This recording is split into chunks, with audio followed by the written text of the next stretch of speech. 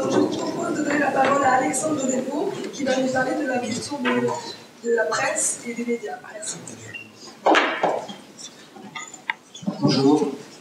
Donc, je me présente Alexandre Delvaux. Je coordonne le groupe des partenaires techniques et financiers en appui au secteur des médias tunisiens. Derrière ce mon titre un peu présomptueux, en fait, il s'agit de la plateforme des bailleurs de fonds et des opérateurs qui travaillent en appui. Donc, vous avez les grandes ambassades, que ce soit la délégation de l'Union européenne à Tunis, la France, la Grande-Bretagne, l'Allemagne, la Belgique, les Pays-Bas, la République tchèque, j'en passe au niveau des bailleurs de chancellerie. Vous avez aussi la BBC, la Deutsche Welle, RFI et d'autres instituts de mise en œuvre de projets. Et notre objectif, dans ce groupe qui a été créé il y a un an, en mars 2011, c'était, à la demande de l'Union européenne d'ailleurs, de la commission, de la délégation en place en Tunisie, c'était d'essayer de mettre en place un groupe de réflexion et d'échange d'informations de façon à ce que les projets d'appui aux médias en Tunisie ne soient pas redondants et qu'on essaye au maximum de coordonner les efforts entre opérateurs et entre...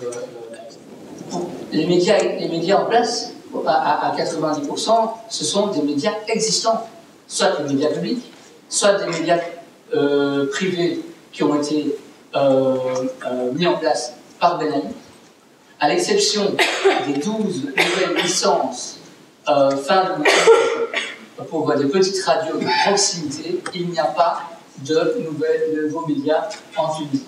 Donc, ces médias existants sont des médias relativement méfiants par rapport, je veux dire, à Enarda et au Premier ministère.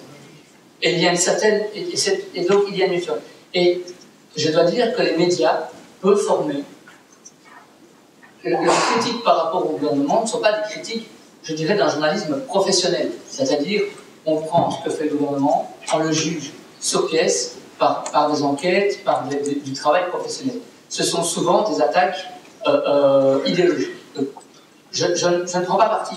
Je constate simplement que d'un côté, un gouvernement relativement jeune et inexpérimenté, qui n'a pas l'habitude de gérer la gestion du paysage médiatique, et de l'autre côté, vous avez des médias qui sont très critiques et dont les critiques sont souvent peu fondées objectivement. Ce sont des critiques, on va dire, idéologiques ou philosophiques.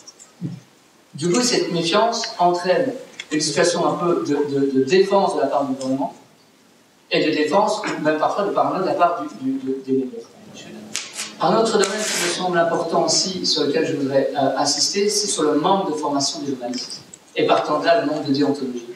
Je l'ai mentionné un peu tout à l'heure, il y a un manque de professionnalisme terrible dans les médias tunisiens. Je vis là depuis plusieurs années et j'ai vu très peu de changements depuis un an. Très peu. Tout simplement d'abord, c'est un temps du temps. C'est une réflexion des mentalités. Et on ne change pas un journaliste du jour au lendemain. Mais on assiste, à cause des incidents que j'ai mentionnés il y a quelques instants aussi, à une autocensure des journalistes. Quand vous mettez un lecteur en prison, il est certain que vous allez réduire le champ sur lequel les journalistes vont pouvoir parler. Certains ne voudront pas aller en prison, donc vous pourrez se laisser.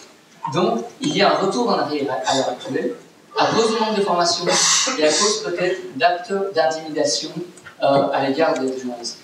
Je passe aussi sur les agressions qui ont eu dernièrement. Agressions qui sont certes le fait d'individus, d'actes relativement isolés de salafistes, mais on a l'impression qu'il y a un peu deux poids deux mesures. C'est-à-dire que les journalistes qui ont été agressés, les enquêtes les concernant prennent quand même pas mal de temps. Plus peut-être que dans d'autres cas. Je ne parle pas en mon nom. Les journalistes tunisiens disent effectivement, on met un directeur en prison rapidement, mais quand il s'agit d'un journaliste agressé, les enquêtes prennent plus de temps. Je répercute les échos des journalistes, je ne prends pas parti dans ce débat. Je pense qu'il est important, pour revenir à cet aspect de formation, il est important de revaloriser et de réformer tant la formation de base, c'est-à-dire l'IPSI, l'Institut de journalisme, qui est le seul institut public de formation de journalistes en Tunisie, ainsi que CAPJC, qui est l'Institut de formation continue des journalistes. Ce sont les instituts qui doivent être réformés. Est-ce que les femmes sont les grandes victimes de de ces crises, de ces transitions démocratiques. Et je vais parler de deux points essentiels, là où le rôle de la société civile a été remarquable. D'abord, la représentation des femmes, la présence des femmes dans les représentations du pouvoir, mais également, c'est-à-dire les droits des femmes d'une façon générale en matière civile, on peut dire, par rapport aux droits politiques. Donc, concernant le premier point, donc les instances qui ont été créées juste après la Révolution, le décret-loi qui a créé une instance supérieure pour la réalisation des objectifs de la Révolution, de la réforme politique à la transition démocratique. Dans cette instance, il y avait un très faible nombre de femmes sur 55. Il y avait juste 33 femmes. La même chose pour l'ISI, donc l'instance supérieure indépendante pour les élections, sur 16 membres. Donc, il y avait seulement 2 femmes. Et voilà, donc ici, la société civile a réagi à ça, en voyant ce nombre très faible de femmes dans ces instances de pouvoir. Donc, on peut se poser la question pourquoi est-ce que les femmes sont incompétentes à ce point pour qu'il n'y ait pas beaucoup plus de nombre de femmes qui représentent la population tunisienne dans ces instances. Et là, une initiative d'une association tunisienne féministe, qui est l'association de Conseil et Parité. Je cite juste un exemple de cette association qui a établi une liste de CV de 1000 femmes pour vraiment les inciter à participer aux élections afin que voilà, les gens ne disent pas que les femmes ne sont pas disponibles, c'est-à-dire qu'ils n'ont pas le temps pour la politique, mais juste le temps pour s'occuper de la famille, des enfants et laisser de côté, c'est-à-dire les postes de pouvoir, etc. Et donc, cette association a reçu énormément de CV et qui ont pu aider à la composition des listes électorales qui, grâce à l'article 16 du décret-loi, qui a été le décret-loi relatif à l'élection de l'Assemblée nationale constituante, qui a instauré donc, pour la première fois la règle de la parité et de l'alternance sur les listes électorales, sachant que c'était vraiment un combat des femmes qui étaient ce jour-là devant le siège de cette instance, voilà, pour crier haut et fort et dire qu'on est contre le fait qu'il n'y ait que 25% des femmes, et on veut la parité, on veut la parité et l'alternance dans ces listes électorales, et chose donc qui a été faite et qui a été applaudie au sein de cette instance et suivie par le chant de l'hymne national. Donc sincèrement, c'est une victoire pour la Tunisie. Donc on est fiers d'être tunisien, et parce que même dans les pays, c'est-à-dire européens, cette règle n'existe pas encore. Je vais juste citer l'exemple de la France. Et bien là, cet effort de la société civile et des associations féminines a eu de répercussions par la suite, et cette règle a été instaurée dans la composition de l'Assemblée nationale constituante. Donc cette assemblée a un président et 2 vice-présidents, donc hommes et femmes. Mais également, cette règle a été instituée dans les élections de l'Assemblée constituante civile, qui est une nouvelle institution qui a été créée récemment en Tunisie. Et cette assemblée est composée de 2 présidents, une femme et un homme, et de 2 vice-présidents, un homme et une femme. Et donc, voilà, donc, on avait besoin sincèrement de ce je ne dirais pas un coup de pouce, parce qu'on le méritait sincèrement, mais voilà, d'où cette discrimination positive ou l'action, c'est-à-dire affirmative, pour voilà, avoir ce droit à être égal à l'homme dans les représentations du pouvoir. Je vais donner la parole à M. Kazdarli, qui est moyen de la faculté de la lettre de la Manouba. Je pense que vous avez certainement vu à la télévision, sur Internet, ce qui s'est passé avec ce qui a été fait par les salafis. Je voudrais quand même saluer le programme du doyen, et je suis très heureuse qu'il soit avec nous. Il y a eu un message qui a circulé depuis hier. J'ai pris connaissance. Mon propre Facebook est piraté depuis un moment, donc je n'arrive plus à accéder. Mais paraît-il, donc je n'ai pas vu moi-même, mais paraît-il sur des menaces sur Facebook pour elle et pour M. Kazdarli, en demandant aux Tunisiens à l'étranger d'aller à Bruxelles demain, c'est-à-dire aujourd'hui matin, pour interdire à Najib Hamrouni et à Habib Kazdarli d'entrer au Parlement européen. C'est un message qui a circulé hier. Et comme il y en a eu beaucoup de messages de ce genre, comme la veille, durant la nuit, entre le 6 et le 7 mars, il y a eu beaucoup de messages appelant des Tunisiens, d'un groupe de Tunisiens, d'aller à la Manouba pour une expédition punitive contre le doyen de la Manouba et éventuellement de destituer. Donc voilà ce genre d'informations qui circulent.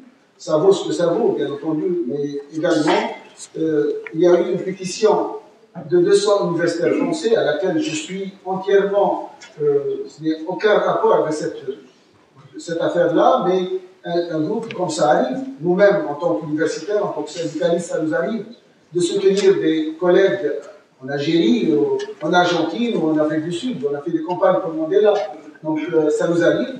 Et c'est un groupe d'universitaires français, parmi lesquels beaucoup de Tunisiens vivant ou travaillant dans les universités françaises, sont allés le 5 janvier présentant un texte court de soutien à leurs collègues tunisiens et à la faculté de la Manouba.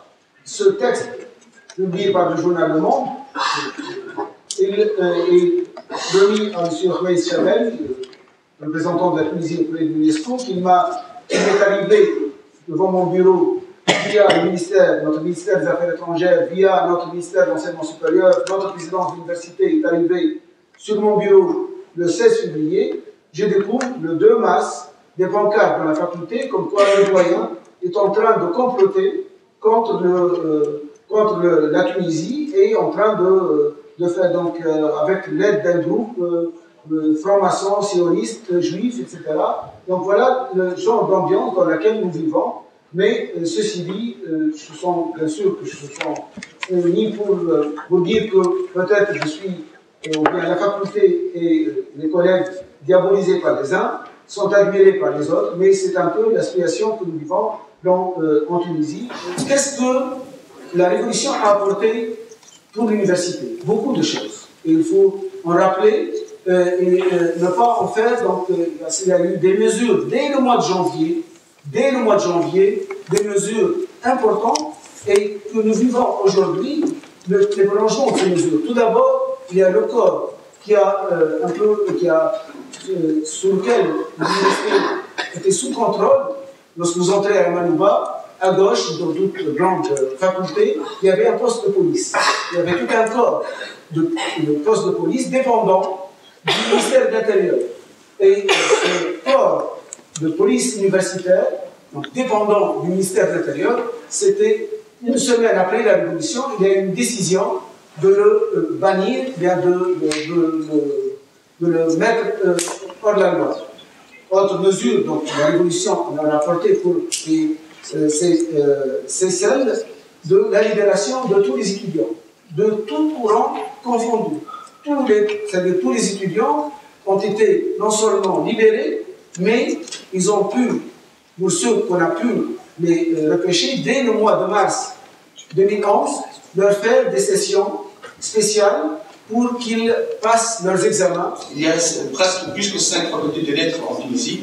Pourquoi simplement il y a ce problème-là à Manouba? Est-ce qu'il n'y a pas derrière, il n'y a pas quelque chose? Il n'y a pas, puisqu'on parle de gouvernement de l'ombre, il n'y a pas un doyen de l'ombre derrière qui est en train de diriger tout ça? Merci. Pour moi, le problème, c'est un problème de liberté et de démocratie. On est dans un pays après révolution. Monsieur le doyen, l'État l'a délégué. C'est ce qu'il a dit. Ce n'est pas une propriété privée.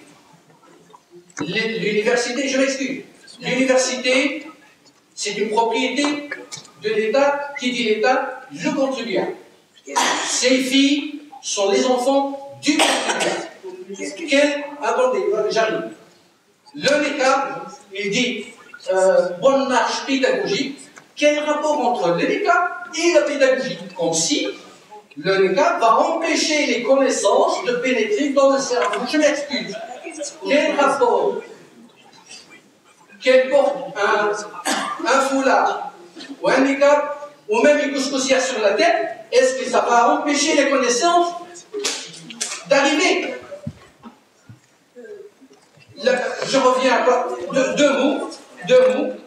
Ou bien on est démocrate, on reconnaît, on empêche ces filles d'accéder. Il a dit elles sont libres d'aller se balader dans les couloirs, mais pas accès. Elles sont là pour étudier. On leur confisque ce droit.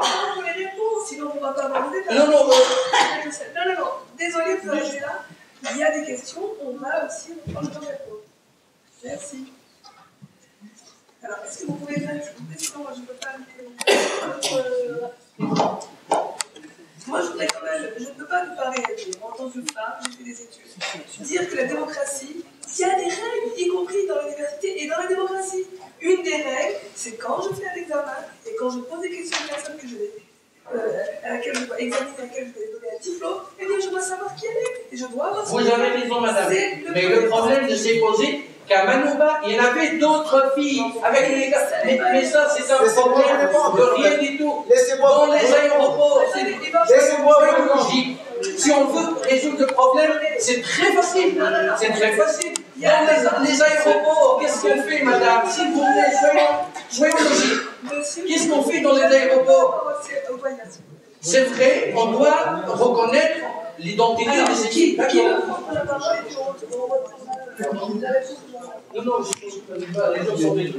mais là, on peut continuer, je ne vais pas.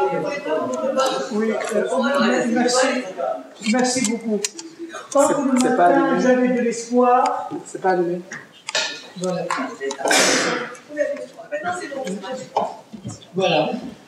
Le matin, j'avais beaucoup d'espoir quand j'ai entendu les débats, malgré tout ce qui a été dit sur le plan économique et le représentant de la Commission européenne ou de l'Union européenne avec qui je n'étais pas d'accord. Tant cet après-midi, je suis vraiment déçu. Le peuple arabe prend la révolution. Est-ce que maintenant c'est le niqab? La fille doit entrer avec un niqab. On fait, écoutez, mais même aussi à vous je m'adresse. C'est-à-dire on a réduit les aspirations du peuple arabe à des bêtises comme ceux qui réduisent l'islam au foulard, au niqab, et ne pas boire de l'alcool et ne pas manger du porc.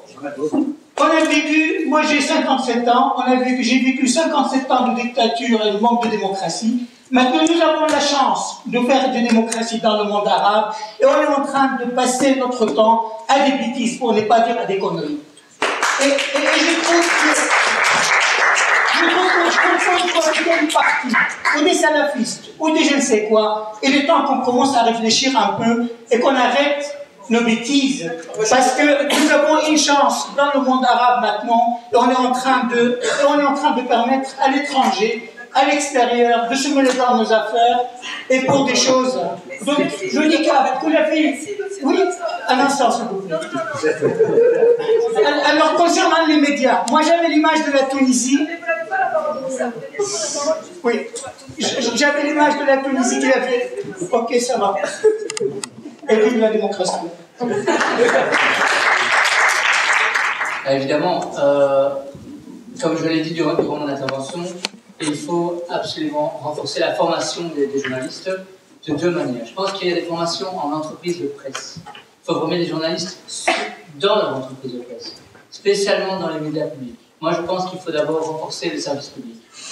Alors, c'est vrai que pour le moment, l'État tunisien n'a peut-être pas énormément de moyens. D'où, je pense qu'il faut renforcer les actions des bailleurs de fonds, dans le respect, bien sûr, d'un plan d'action, d'un plan qui se fasse en accord avec les différentes parties tunisiennes, à savoir par exemple l'IPSI ou le KBC, qui sont les institutions naturelles pour réfléchir sur quel type d'action.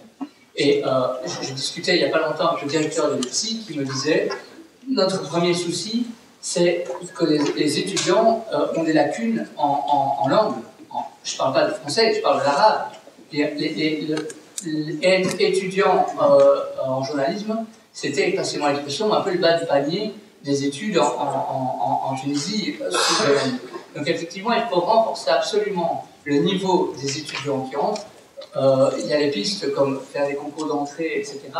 Et renforcer les actions extérieures d'appui aux médias, dans le sens d'un renforcement du professionnalisme des médias, en accord avec les médias. J'ai dit que cette faculté n'est pas contre le niqab. Le niqab, c'est un vêtement. C'est un vêtement qu'on porte. Nous avons parlé de la nécessité de se dévoiler le visage durant la séance du cours et de la séance d'examen et la séance d'encadrement. Donc, je suis précis sur les termes. Je n'utilise jamais le terme ni niqab, ni salafiste, etc. Donc, cette faculté n'est pas le terrain de bataille entre salafistes et gauche, même si les uns et les autres sont libres d'appartenir à ce qu'ils veulent, comme parti ils sont libres, mais il y a un débat qui se fait pour l'université. Je m'excuse pour ceux qui veulent dire qu'il y a à 2 reprises, il y a eu la déclaration de 5 doyens des facultés de lettres et des sciences humaines, à 2 reprises, et la dernière déclaration date de la semaine dernière. Il y a 2 fois les doyens des facultés de médecine de Tunisie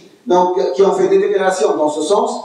Il y a eu à Kérouan, à l'école des Beaux-Arts, il y a eu à l'ISLT, à Bab Khadra, il y a eu donc, au 9 avril, donc pour ceux qui veulent réduire, donc, pour isoler, pour en faire la manouba et ensuite de la manouba, les professeurs et ensuite le doyen, jusqu'à il y a eu des mensonges. Le jour où le drapeau national a été touché, et le jour où il y a eu du sang, même si j'étais menacé moi-même, j'ai fait des interventions solennelles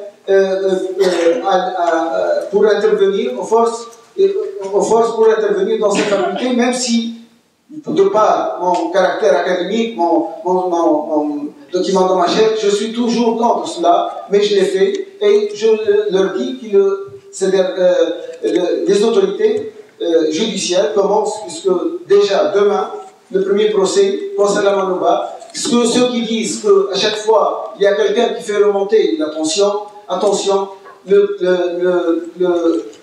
ministre de l'enseignement supérieur, il a traduit l'affaire pour avoir l'opinion du tribunal administratif. Le tribunal administratif a confirmé le rôle des doyens à légiférer au conseil scientifique tout ce qui concerne, qui porte sur la bonne marche des études.